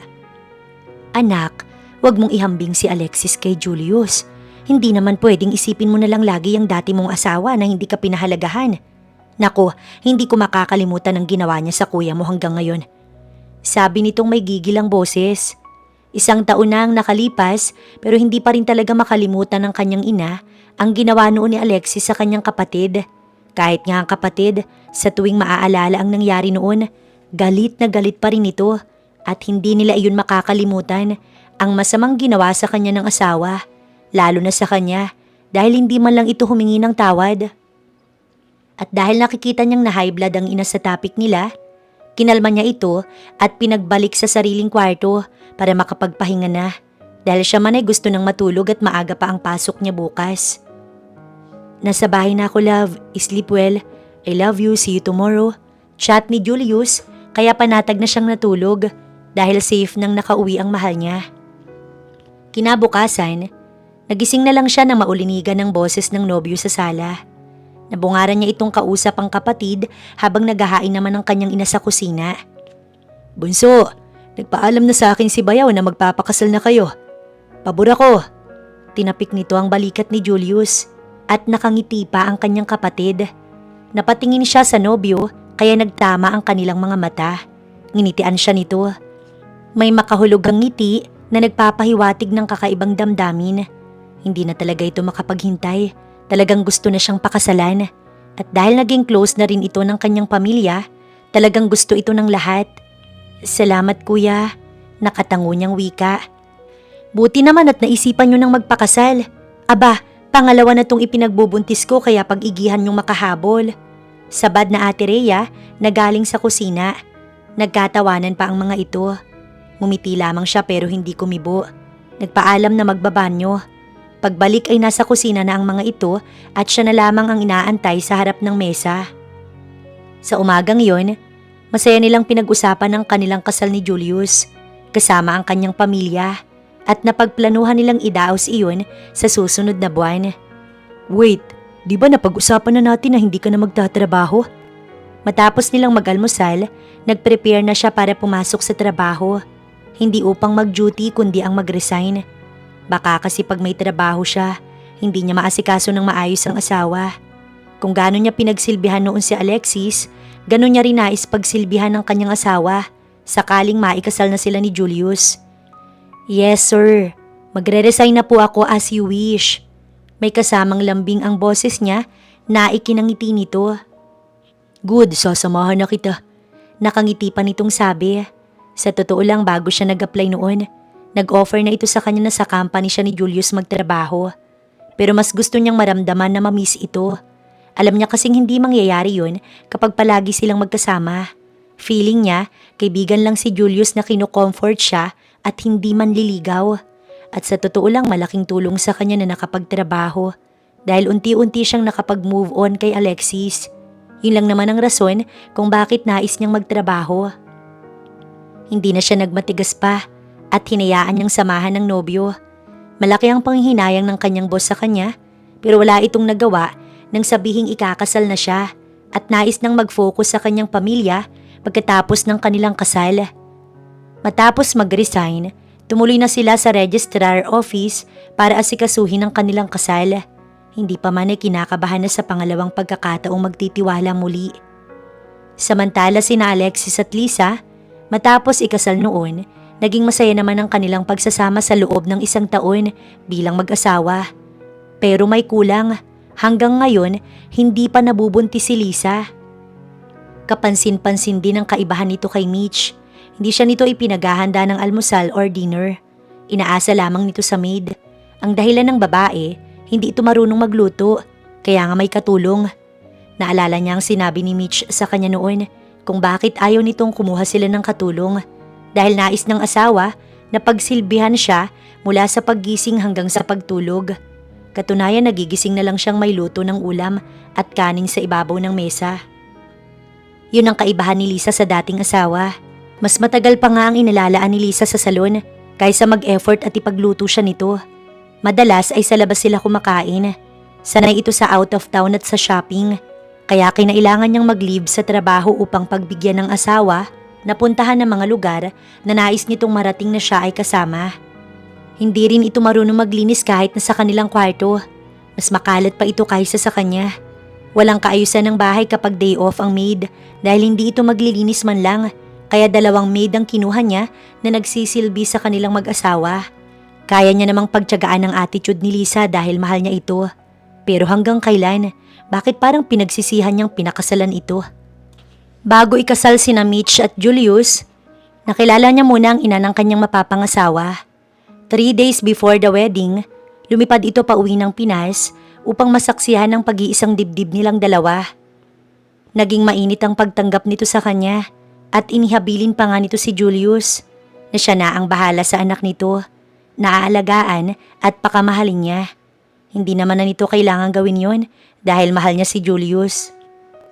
Bago ang kasal nila, may binigay ito sa kanyang isang mamahaling bagay na nagpapaalala sa yumaong ina nito. Bigay daw iyon ng ina noong bago din ito ikinasal at maswerte nga daw iyon sa pamilya. Ipinasuot iyon sa araw ng kasal nila ni Julius. Sa muling pagpapakasal ay kasabay niyang nakalimutan ng nakaraan. Naging emosyonal siya habang naglalakad palapit sa altar kung saan naghihintay sa kanya ang nobyo. Nakangiti na umabot sa mga mata. Nakapaligid sa kanila ang miyembro ng kanilang pamilya na masayang masaya. Lahat nakangiti hanggang sa natapos ang seremonya ng kasal. Kung may isang bagay akong gustong ipagpasalamat sa iyo, Mitch, yun ay dahil dumating ka sa buhay ko. Hindi dahil masaya ako naghiwalay kayo ng taong una mong minahal, kundi dahil nakilala kita at minahal mo ko ng ganito. I love you more than I ever had, Michelle. Isang matamis na katagang narinig ni Mitch sa kanyang asawa after ng kanilang kasal. Although palagi nitong pinaparamdam sa kanyang pagmamahal nito, iba pa rin yung sinasabi. Nasa venue na sila kasama ang mga bisita at isinasayaw siya nito sa gitna ng bulwagan. Pakiramdam niya sa mga oras na yun, nakalutang siya sa sobrang kaligayahan. Thank you, Julius, kasi minahal at tinanggap mo ang lahat sa akin. Pangako, pagsisilbihan kita at mamahalin ko habang buhay. Walang kaalam-alam ang dalawa na napakatamis ng ngiti ng mga taong nanonood sa mga ito. Wala namang pakailam ang dalawa sa mga taong naroon, basta ang mahalaga sa kanila ay ang kanilang mga nararamdaman. Matapos ang mahabang halik, hindi na napigilan ni Julius na itakas nito ang asawa sa mga bisita. Excited ito para sa honeymoon nilang dalawa. Pagdating nila sa isang hotel na naka-reserve para sa kanilang mag-asawa, pabuhat siyang dinala nito sa loob ng silid. Nakapangunyapit siya sa asawa. Marahan siyang inilapag sa gilid ng kama. Isa-isa nitong tinanggal ang kanyang suot, maging si Julius. Pagkatapos ay pabuhat siya nitong dinala sa loob ng banyo at maingat na inilapag sa malaking tub na puno ng tubig. Tsaka pumasok ang lalaki. Sinugaban kaagad siya ng halik at yakap na tinugon ni Mitch. Naging maingat naman si Julius habang ipinadadama nito sa kanya ang buong pagmamahal nito. Nabalitaan mo na ba, bro? Ikinasal na rin pala uli yung ex-wife mo. Nasa opisina si Alexis sa umagang yun at naging panauhin niya ang kaibigang si Danny. Kahit abala sa ginagawa, napatingin siya sa gawin nito. Anong sabi mo? Nagsalubong ang kanyang dalawang kilay. Tumawa si Danny sa reaksyon ni Alexis. Halatang hindi nagustuhan ng narinig. Relax, nabalitaan ko lang sa batchmates natin. Mayaman at mas gwapo pa daw sa iyo yung napangasawa niya. At siguro, natagpuan na ni Mitch ang lalaking hindi siya kayang saktan. Yung tanggap siya. Sayang tuloy si Mitch. Alam mo, crush ko sana yun kaso pinabayang. Sayang tuloy si Mitch. Alam mo, crush ko sana yun kaso pinaubaya ko sa'yo. Kala ko kasi matino ka. Will you shut up, Danny, before I lost my temper? Galit na putol ni Alexis sa sasabihin ng mapang-asar na kaibigan. Alam nitong hiniwalayan niya si Mitch dahil hindi ito magkaanak. At pinakasalan niya si Lisa na kaibigan nito. At sa madaling sabi, isinasampal nito ang mali niyang desisyon. Uminit bigla ang ulo niya sa narinig at hindi siya natutuwa sa pagsulpot nito sa kanyang opisina. Teka, bakit ka ba nagagalit? Nagsasabi lang naman ako ng totoo. Look at her. Sabay abot ng larawan ni Mitch na nakasuot ng eleganting wedding gown. Nakangiti na umabot sa mga mata ang hindi maikakailang saya. Bakit ganun? May kung anong kirot siyang naramdaman sa bahagi ng puso niya. Kaya sa galit, naibalibag niya ang hawak na cellphone ni Danny. Hindi niya matanggap sa sarili na nasa ibang kamay si Michelle. Fuck! Napamura si Danny nang makitang warak ang kanyang cellphone na ibinato ni Alexis. Pwede ba, Danny? Kung nagpunta ka rito para asarin ako, makakaalis ka na. Kinuwelyuhan nito ang kaibigan at inilabas sa kanyang opisina. Dumukot pa ito ng lilibuhin sa wallet at ibinigay sa lalaki kapalit ng sinira niyang gamit. Alam mo, Alex, hindi ka dapat magalit sa akin kundi sa sarili mo. Alam kong nasasaktan ka na ngayon dahil sa sinayang mo yung babaeng walang ibang ginawa kundi mahalin ka. Kahit ako nang hinayang sa inyo dahil isa ako sa naging best man sa kasal nyo. Pagkatapos ipagpapalit mo lang siya sa babaeng walang kwenta. Inis na sabi ni Danny. Wala kang pakialam sa mga desisyon ko sa buhay, Danny. Masaya ako kay Lisa at mahal ko siya. Gigil na sagot ni Alexis. Kahit na ang totoo, hindi siya sigurado sa binibitiwang salita. Masaya nga ba siya kay Lisa? Gayong pinakasalan ito dahil sa pag-aakalang magkakaanak sila. Pero heto't wala pa rin naman. Nagkibit balikat naman si Danny. Sige, kung yan ang gusto mong wag kitang pakialamanan. Concern lang naman ako sa'yo, bro. Dahil iniiputan ka sa ulo ng asawa mo. Heto, tingnan mo. Bago tumalikod si Danny, nagabot ito ng larawan sa kanya. Hindi pa man iyon binubuklat, tumalikod na ang lalaki't hindi tinanggap ang ibinayad niyang pera. Ibinalik lamang nito iyon sa bulsa niya. Nang mapatingin sa hawak na larawan, siya ay nagulat. Si Lisa yon at nakakandong sa isang lalaki. Natatakpan ang mukha ng kasama nito dahil sa hawak nitong baso ng alak. Sumulak ang dugo niya sa galit. Habang nasa trabaho siya, iba naman ang ginagawa ng kanyang asawa. Galit niyang kinuha ang cellphone at tinawagan si Lisa. 3 oras matapos tawagan ni Alexis si Lisa, agad itong dumating. "Hi babe, na-miss mo ko no?" Malambing itong umabrisyete sa kanya. Pero sa matinding galit, ibinato niya ang larawan na ibinigay sa kanya ni Danny kanina. Napaismi dito. "My God, Alexis! Don't tell me dahil lang dyan tinawagan mo ko. Si Ryan, kaibigan ko yan. Kilala siya ni Mami at Daddy." Hindi na ituloy ni Lisa ang sasabihin nang sakalin ito ni Alexis. Wala akong pakailam, Lisa, kung sino man yan. My point is lumayo ka sa mga lalaki kundi babasagin ko ang mga bungo nila. Nanlilisik ang mga mata ni Alexis sa galit. Nagpumiglas naman ng babae. Tsaka lang nito binitiwan si Lisa nang magkandaubo na sa pananakal niya. Sa galit ng babae ay malakas siyang sinampal. "You'll pay for this, Alexis. Makakarating to sa dad ko. Wala kang karapatang saktan ako at kahit mag-asawa na tayo, hindi mo ko pwedeng pagbawalan na makipagkita sa mga kaibigan ko. Kilala mo ko. Ginagawa ko lahat ng gusto ko." Gigilding sigaw ni Lisa na hinilot ang namumulang leeg. Naghahabol din ito ng hininga. Tila naman nagising si Alexis sa malalim na pagkakatulog. "I'm sorry. Hindi ko sinasadya. Nagsiselos ako. Mahal kita, Lisa. Ayoko may ibang humahawak sa'yo. Kung mahal mo ko, iiwas ka sa kanila. Sa kahit na sinong mga lalaki dapat. Ako lang ang iniintindi mo't wala ng iba." Bawi agad ni Alexis at niyakap ang asawa. Pero galit pa rin si Lisa. "Mahal din kita, Alexis. Hindi ako magpapakasal sa'yo kung hindi kita mahal, alam mo yan. Tinalikuran kong pagkakaibigan namin ni Mitch para sa'yo, baka nakakalimutan mo. Hindi porke nagpakasal ako sa'yo, tatalikuran ko na rin ang mga nakasanayan ko." Naiinis na sabi ni Lisa. Hindi nito pinakinggan ng asawa, bagkos ay umalis ito at sinabing huwag hihintayin mamayang gabi dahil uuwi ito sa mga magulang. Hinabol pa ito ni Alexis pero tila walang narinig ang babae na tuloy-tuloy sa elevator. Galit na galit si Alexis na hinawi ang mga gamit sa ibabaw ng kanyang mesa. Doon niya naibunto ng inis na dapat sana para sa asawa. Nagtimpi lang siya. Bakit ba ito nangyayari sa kanya ngayon? Gusto lang naman niya ng maayos na pamilya at anak. Bakit kailangan niyang magdusa? Dahil ba sa ginawa niya kay Mitch? Naging totoo lang naman siya sa kanyang sarili. Kinagabihan, umuwi ng madilim na ang kabahayan. 8:00 na iyon ng gabi. Maaaring tulog na ang maid kaya nakapatay na ang mga ilaw. Alam niyang hindi uuwi si Lisa dahil kahit tawag niya, hindi nito sinasagot. Malungkot siyang pumasok sa loob. Pagbukas ng pinto, sumalubong sa kanya ang pamilyar na amoy ni Michelle. Nagbalik ang asawa niya.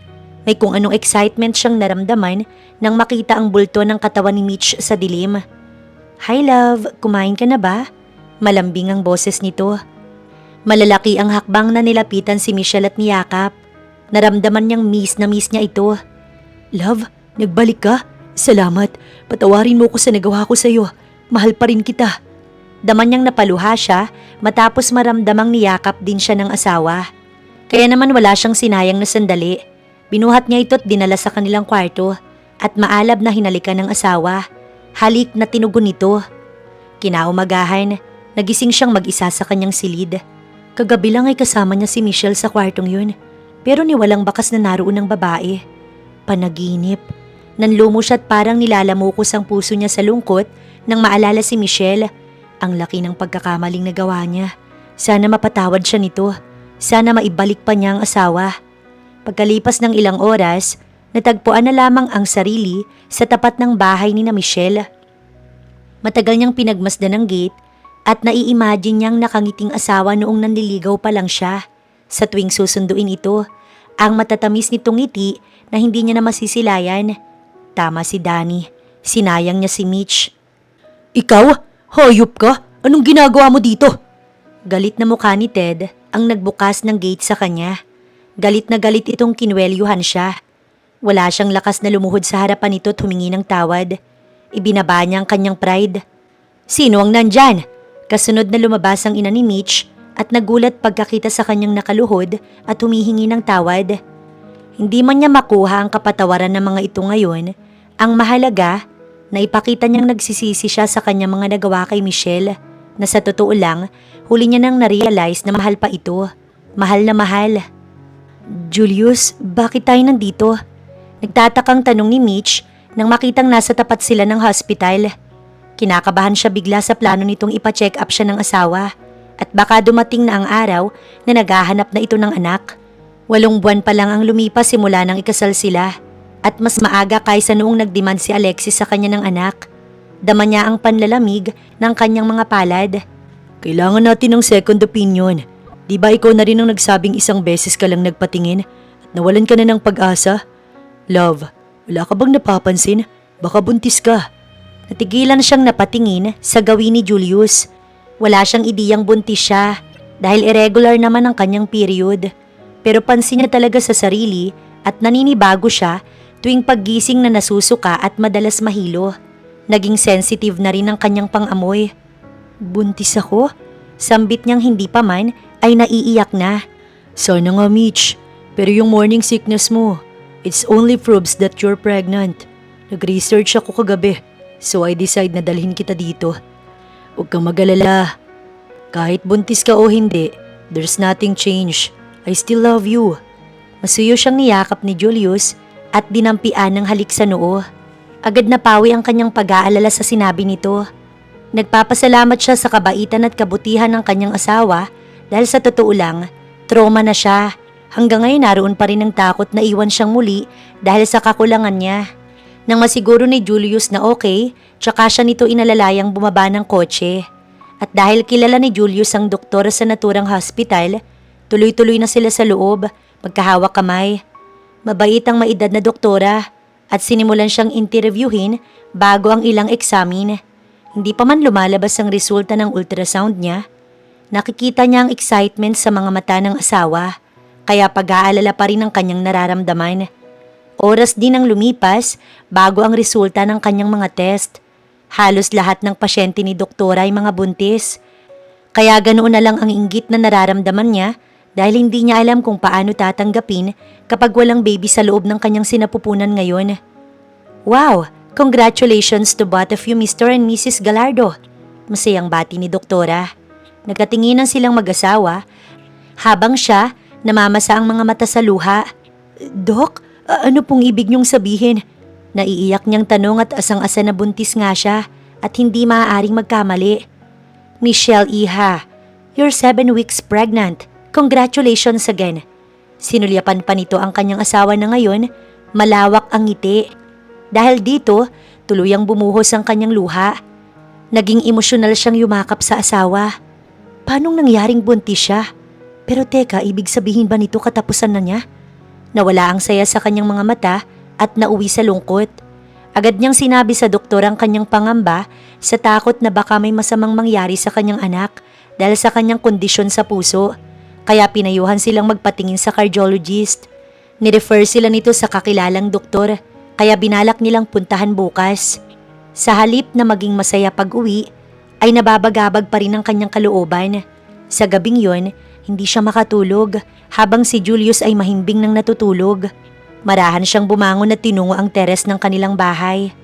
Lumanghap siya ng hangin habang nakatingala sa kalangitan at umuusal ng panalangin para sa kanilang mag-ina. Hinaplos niya ang kanyang impis na tiyan. Nag-aalala ka pa rin ba?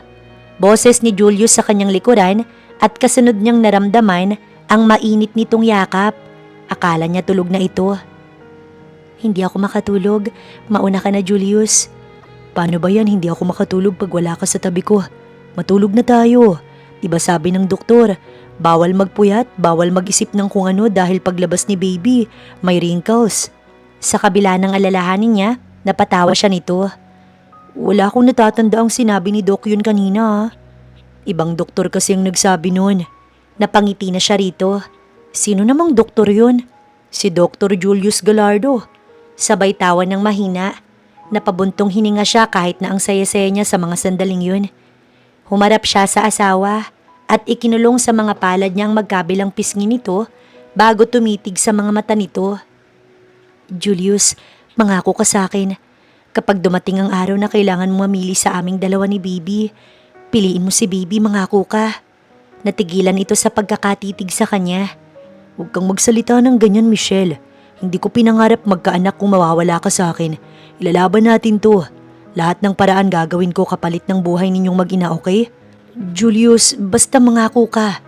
Pinutol ng malalim na halik sa labi ang nais pa sanang sabihin ni Mitch. Tsaka ito binuhat, papasok sa loob ng kwarto. Hindi na nakapagprotesta pa si Mitch na tila nalunod na rin sa matamis nitong halik. Halos magdadalawang taon na ang inaasam na anak ni Alexis kay Lisa na tila naglaho. Kasing tagal niyang inantay noon kay Michelle na nabigo siya. Getting stronger pa rin sila ni Lisa. At oo, hinahayaan na lang niya ito sa lahat ng kagustuhan ng babae. May mga pagkakataong ilang gabi itong hindi umuuwi. Gusto niyang magalit, subalit ama nito ang kanya makakalaban. Mr. De Castro, tawag ng doktor sa kanya para kuhanan siya ng sperm. Nakapagdesisyon siyang magpa-check up nang mabalitaan mula kay Danny na nagdadalang tao si Michelle. Kaya naman halos gumuho ang kanyang mundo.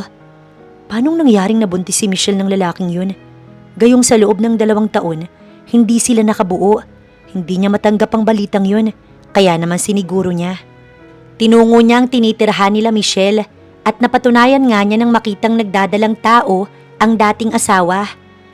2 oras bago natapos ang semen analysis na pinakaiintay ni Alexis. At ganoon na lang ang kanyang panlulumo nang mapag-alaman ng infertile siya. Nangihinang napasalampak siya ng upo.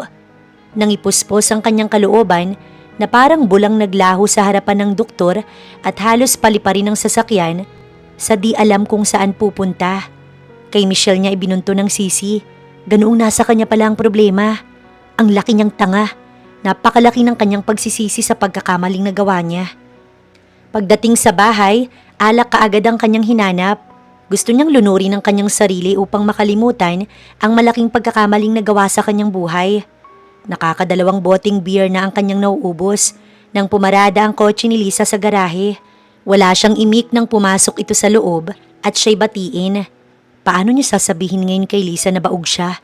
Siya ang may problema at may kakulangan. Iiwan na rin ba siya nito? Anong problema at daig mo pang natalo sa sugal? Inis na sabi ni Lisa pagpasok sa loob ng bahay at nadatnan siyang umiinom ng beer. Hindi siya kumibo, nanatiling lumalaklak ng alak. Nainis marahil ito kaya inagaw ang kanyang hawak na baso. I have a surprise for you. I'm sure matutuwa ka. Matagal na natin tong inaantay. Nakangiting sabi sa kanya ni Lisa habang nakangiti. Hindi niya alam kung anong surprise ang sinasabi nito. Pero hindi siya interesado kaya ni Sulyap ay hindi niya ginawa. I'm pregnant! Pagmamalaki nito sa kanya na kanyang ikinagitla. Dagli siyang napalingon sa asawa at galit na pinukol ng masamang tingin. Binitiwan niya ang hawak na bote at hinaklit ito sa braso. Buntis ka? Gigil niyang sigaw na nanlilisik ang mga mata. Sa halip matuwa, nagalit ang anyo. Piniga niya ang braso nito nang hindi makasagot sa kanya ang babae. Sino ang ama? Sunod niyang tanong at mas lalong piniga ang hawak na braso. Nanginginig ang kanyang kalamnan na gustong durugin ng babae. Malaking sampal sa kanyang balitang yun. Bitiwan mo nga ako, Alexis. Nasasaktan ako. Natural ikaw ang ama, sino pa ba? Nang gagalaiti din ito sa galit na nagpumiglas at nang makawala, sinampal siya ng malakas. Sagutin mo ko ng maayos, Lisa.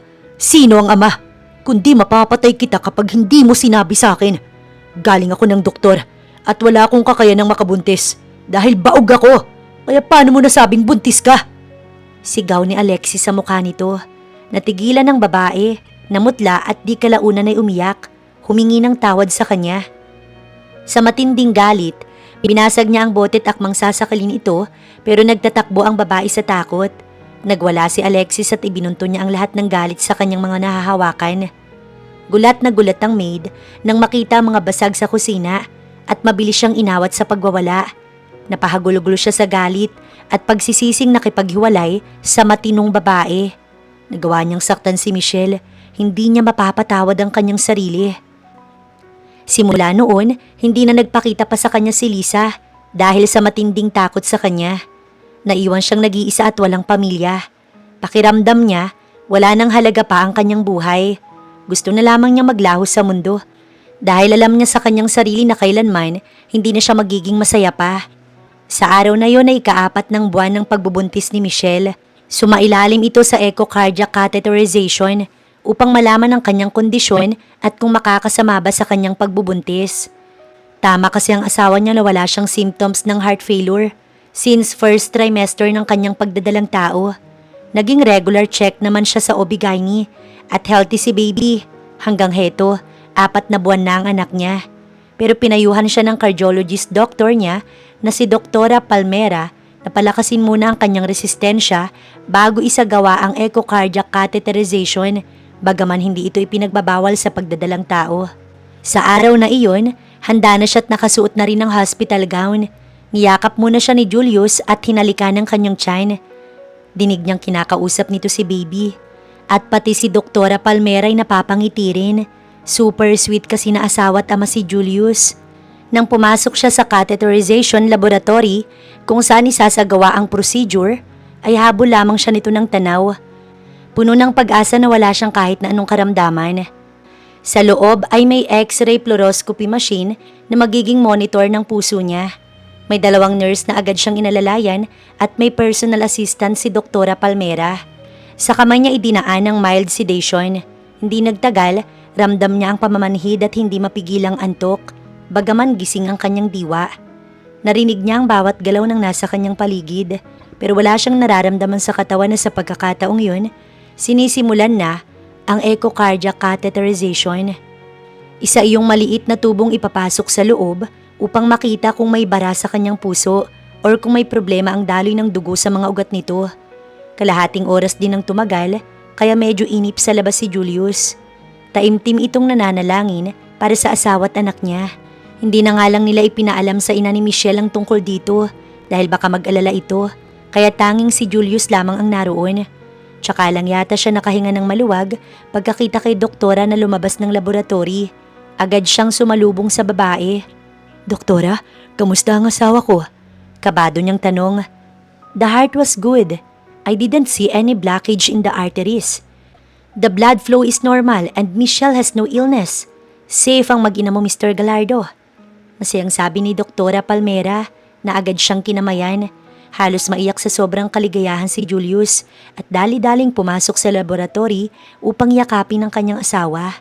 Pareho silang napaiyak ni Julius sa magandang balita. Sinong mag-aakalang nagkamali lamang ang doktor noon na sumuri sa kanya?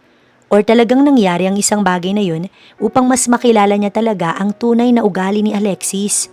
Hindi niya naman pinanghinayangan na nawala sa buhay niya si Alexis dahil ang mapagmahal at napakabait na asawa ang pumalit dito.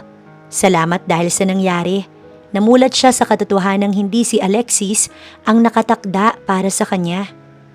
Ngayon, isang buo at masayang pamilya na mayroon siya. Lalo na nang isilang niyang kanilang baby boy ni Julius. Super cute at kamukhang-kamukha ng ama. Sa bawat paglipas ng araw nila, walang kasing saya ang kanyang nararamdaman. 3 taon nang lumipas nang hindi inaasahang magkita sila ni Alexis. Saktong nasa mall sila ni Jaden para bumili ng costume na gagamitin nito sa school. Nag-aaral na kasi ang anak niya. Pareho silang natigilan nang makita ang lalaki. Mag-isa lang ito.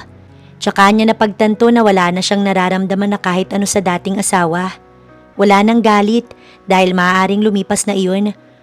Or talagang masaya at kontento na siya sa pamilyang mayroon siya ngayon sa piling ni Julius. Matagal siyang tinitigan ni Alexis bago binalingan ng kanyang anak na nakamata sa lalaki. "Hello po, kilala niyo po ba yung mami ko?"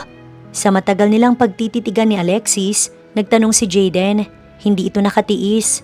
Sa edad nitong 3, matatas talaga itong magsalita. Kaya nga ipinasok niya ng visitor sa school at natutuwa siyang maaga itong natuto. Yes, kilalang kilala. Ngumiti si Alexis at nilapitan sila ni Jayden. Ako nga pala si Alexis, college friend ng mami mo. But you can call me Tito Alex. Paluhod itong umupo para magpantay ang mukha ng dalawa. Kinamayan pa ni Alexis si Jayden. "Nice to meet you, Tito Alex." Nakangiting wika ng bata. Nagayang magmerienda si Alexis at natuwa naman ng bata.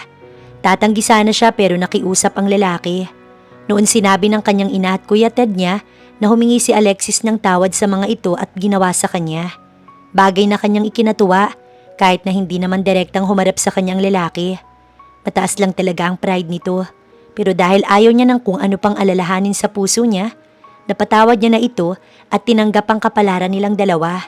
Salamat sa asawa niyang ubod ng bait ngayon dahil naturuan siyang magpatawad.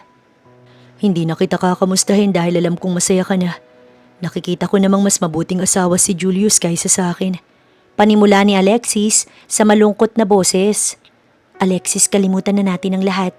Pero tama ka, masaya na ako ngayon sa piling ni Julius at ng anak namin. So sana masaya ka na rin." Mapait itong ngumiti. Wala na kami ni Lisa. Naghiwalay na kami. Nabuntis siya ng ibang lalaki at di ko matanggap yun. Michelle, ako ang baog at hindi ikaw. I'm sorry kung nasaktan kita ng sobra. Paghingi nito ng tawad sa kanya, talaga namang siya'y nagulat. Siguro kung noon ito humingi ng tawad, maaaring hindi niya ito naibigay. Pero maraming taon na ang lumipas at naghilom na ang sugat na tinamo sa kanya ni Alexis. Magsisi man ito ngayon, wala na itong magagawa at hindi na maibabalik pa ang lahat. Sabi nito sa kanya, nag-ampon na lamang si Alexis para naman may magmana sa kayamanan nito. Pero wala nang balak pang mag-asawa ang lalaki. Mananatili itong malungkot habang buhay. Pero dahil nagkita sila at napatawad niya, gumaan ang pakiramdam nito. Lubos itong nagpapasalamat na binigyan niya ng maikling panahon na makapag-usap sila. Binilhan pa nito ng laruan ng kanyang anak bago sila naghiwalay. "Daddy, look ko! Bigay po ni Tito Alex sa akin, college friend ni Mami." Kinahapunan, nagsumbong kaagad ang kanyang anak sa ama pagdating nito. Ibinida ang laruang binili ni Alexis. Ngumiti ang lalaki at sinipat ang malaking robot na nagkakahalaga ng 5,000. Napawaw pa nga si Julius bago siya binalingan at hinalikan. Sa mga mata nito, nababasa niya ang pagtatanong. "Magpapaliwanag ako, Julius." Sabi agad niya. Bakas kasi ang selos ng asawa. Inakbayan siya nito at dinala sa kwarto. Si Jayden naman, naiwan sa sala na naglalaro kasama si Yaya. Akala niya magsiselos ito pero hindi naman pala. Sabi ni Julius, alam nito sa sarili na hindi niya nababalikan si Alexis at hindi niya ito ipagpapalit dahil wala itong ginawa para iwan niya kung sakali. Isa sa mga nagustuhan niya kay Julius, malawak ang pangunawa nito at sobrang mahal siya. Kaya nga walang araw na hindi siya masaya. At tama ito, walang rason para ipagpalit pa niya ang lalaking nag-iisa sa lahat. Kontento at masaya na siya sa asawa. At si Alexis, bahagi na lang ito ng kanyang nakaraan. Masaya na siya ngayon sa bago niyang pamilya at wala na siyang mahihiling pa.